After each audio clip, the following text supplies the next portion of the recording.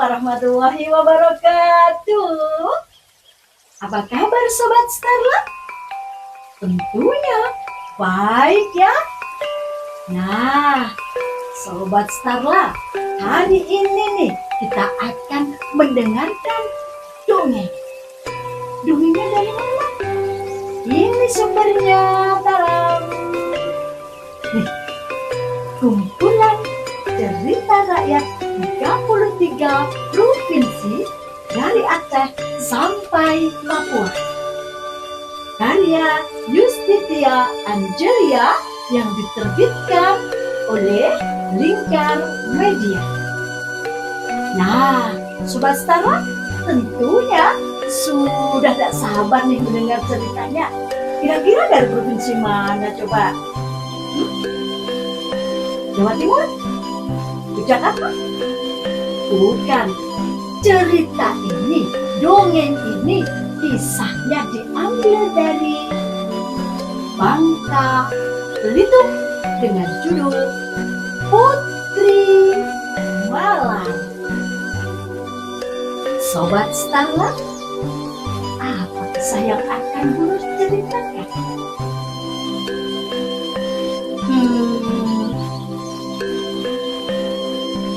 Alkisah.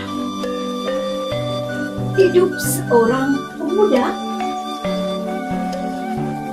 Hidupnya sekarang.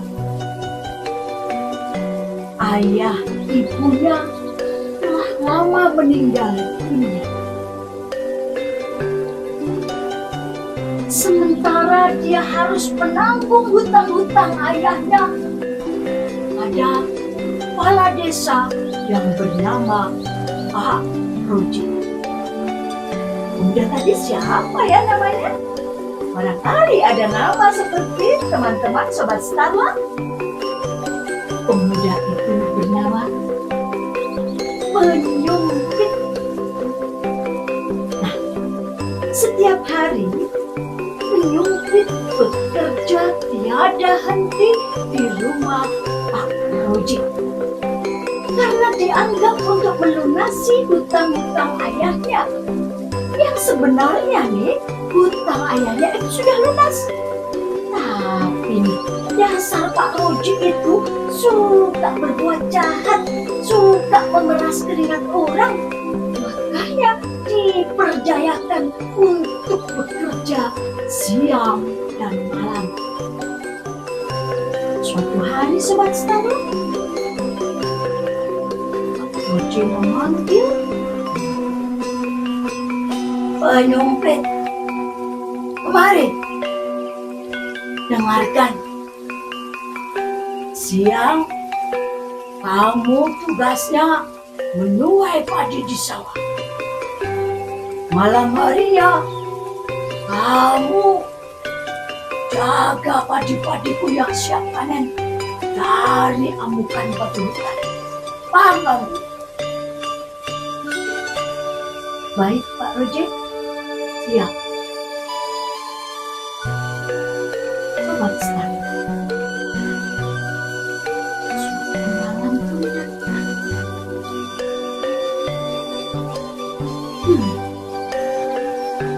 Penyumpit datang ke sawah menjaga padi-padi itu yang besoknya siap panen.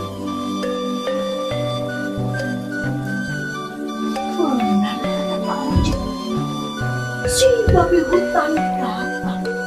Rusak, rusak, rusak. Oh, siap ini. Ambillah tombak. Cuk.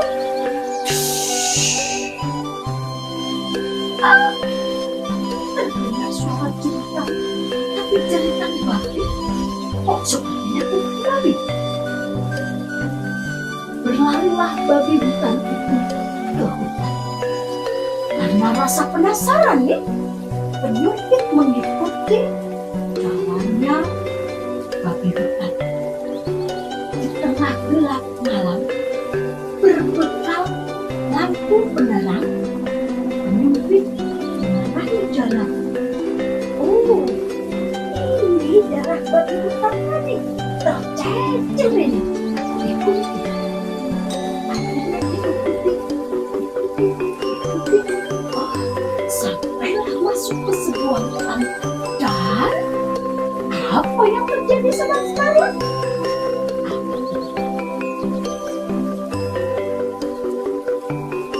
Kenapa ada Tuan Putri di sini?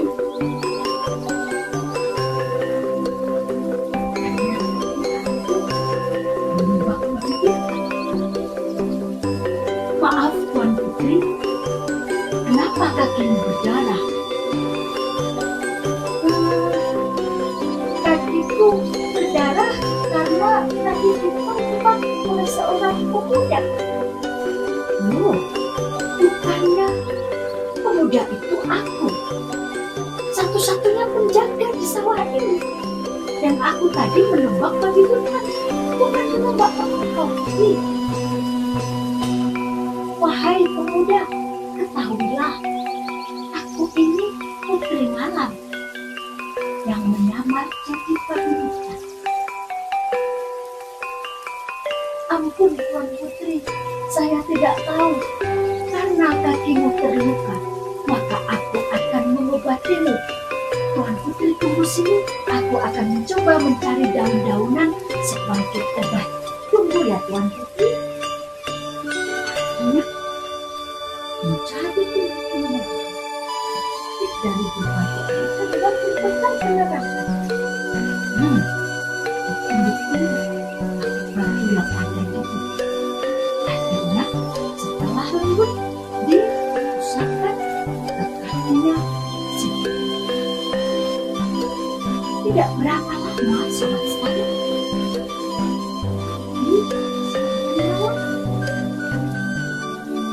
Sembuh. Sehat seperti sedia. Sebagai rasa terima kasihnya, si putri memberi bingkisan di kain-kain kecil kepada penghuni. Penasaran nggak nih sobat? Kira-kira apa nih yang di dalam bungkusan kecil-kecil? Putri memberikan bungkusan kecil-kecil itu berupa kunyit, kemiri, lada, dan lengkuas, dibungkus sendiri-sendiri. Putri pun berpesan, wahai pemuda, terimalah aku punya hadiah untukmu. Jangan pernah engkau buka sebelum engkau sampai di rumahnya.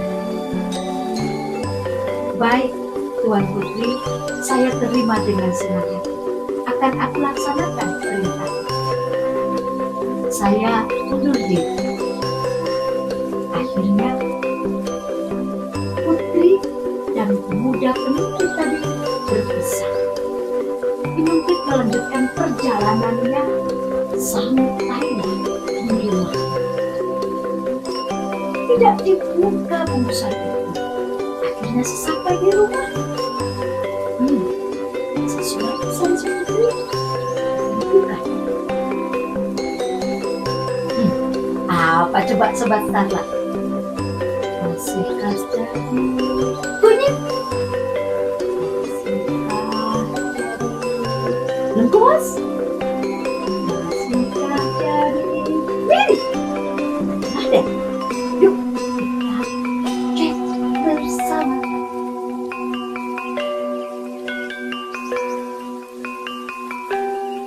Oh, wah ini, wow, terasa percaya. Lengkuas, kunyit, kemiri dan lada tadi berubah menjadi intan, emas, mutiara, dan berlian.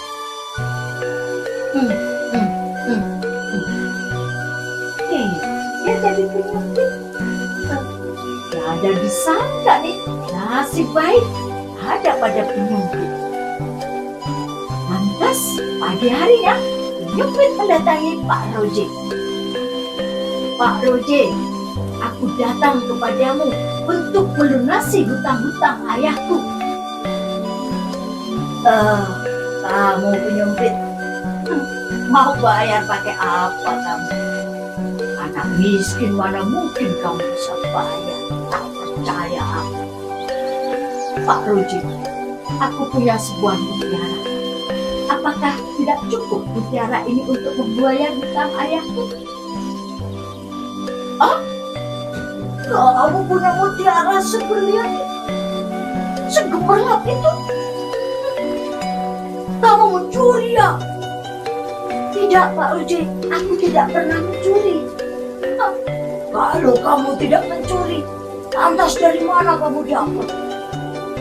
Pak Roji, aku pemuda jujur. Aku dapat dengan cara halal, Pak Roji. Benarkah? Tak percaya.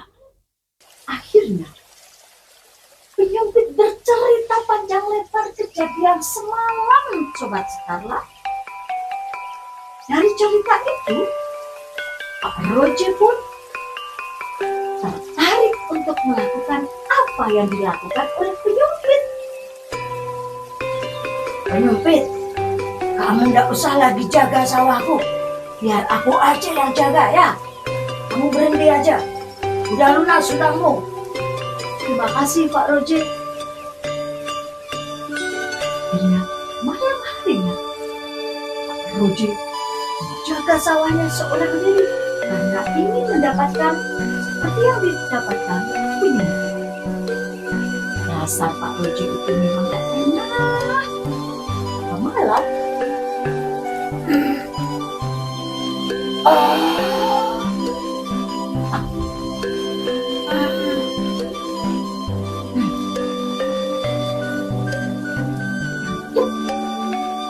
dan berteduh emas sampai berdegup itu Pak Roji. Dengkuraya didengar oleh pemilik hutan semesta. Dia pemilik hutan berdatangan. Jangan tunggunya Pak Roji sampai pengancuran dan perlumuran darah. Esok harinya penyumpit lewat sawah itu dan betapa kagetnya. Ya apa Pak Roji? Akhirnya Pak Roji dicarikan obat-obatan di sekitar hutan, dilulurkan ke dalam tubuhnya, dibalurkan dengan doa-doa.